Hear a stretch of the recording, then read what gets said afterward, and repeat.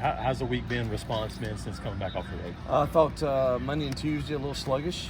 You know, they had 2 days off, Saturday and Sunday, and Sunday had to be the off day. Now that we're back playing on Friday night, now it's Saturday, so I thought we were a little sluggish.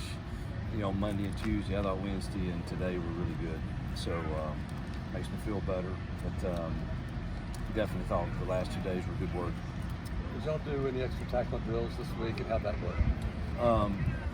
As much as you can on dummies and those donuts and the new apparatuses we have for that, yes, we had to. We missed 30 tackles. But you know, you just, at this point in the season, it's really hard to tackle live on the guys. We need everybody, even the scout team guys, and we just don't have enough. But yes, we made an emphasis of that in every window. Do you expect Amari to go? I do not.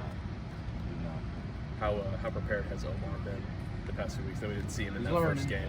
He's learning. I have zero worries about handing him a run play. It's just the other things that come with playing that position, you know, in particular the pass pro. It's just, you know, for a freshman that hadn't played and knowing every game there's going to be 2 new blitzes that you haven't seen, that they have game plan for us. You know, how will he do in those moments? That's I think that's not a knock on him. That's normal. It's a freshman running back. But excited to see him get some reps. On the same kind of coming in, you know, I think they only got 1 carry last week. Yeah, you know, the game is just, you know, you feel better with the guys that have some maturity in a game like that. Definitely has. His is kind of the same thing. No problem with the run game. Just being able to do all the things that, you know, Damari comes pretty natural for him in Cobb because they've been in the program a couple of years, and making sure there's a lot of things that happen, you know, with O-line calls that they have to be aware of, because that picture changes on the O-line, and if Connor changes a protection, there's a way that he should know that, and he's locked into that, and so that's what we need to see some growth in both of those. How much do you think Jackson and the receivers are looking forward or really want to go out there and show what they can do in the passing game?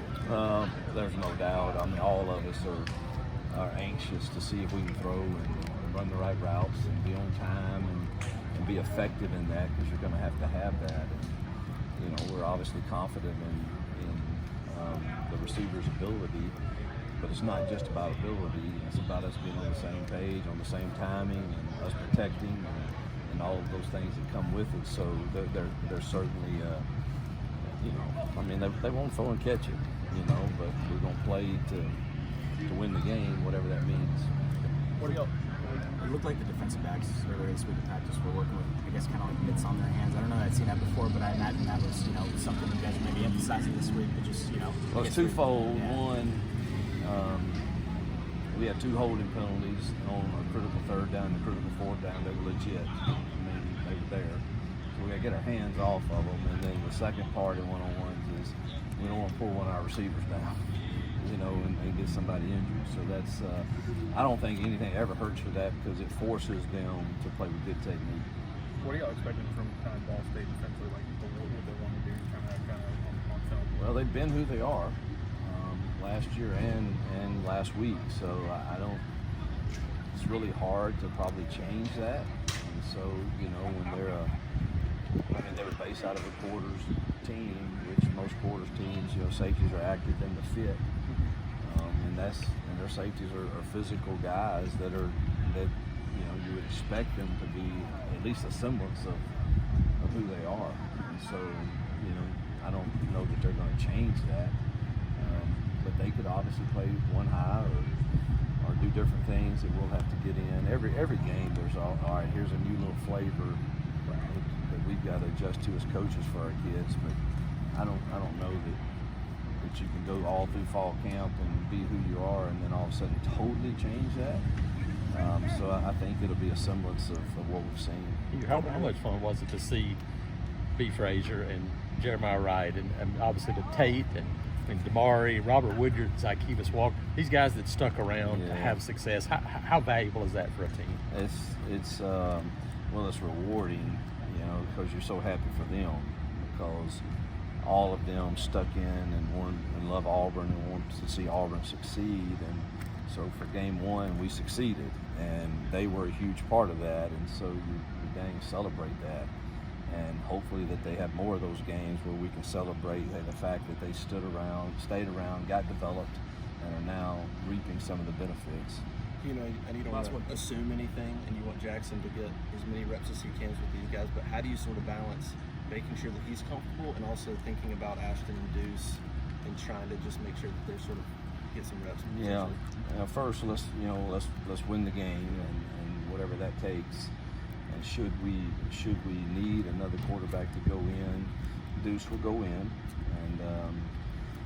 and we'll kind of go from there. I mean, Ashton is an incredible player, and we need him.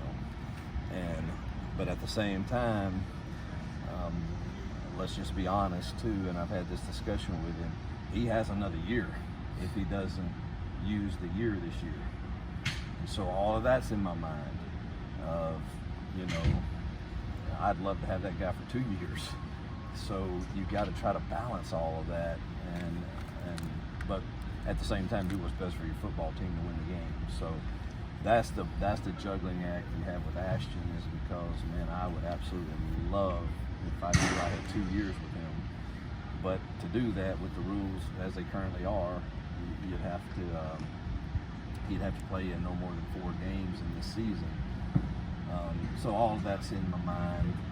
All the more reason that we should eliminate that craziness and go 5 for 5 with these kids.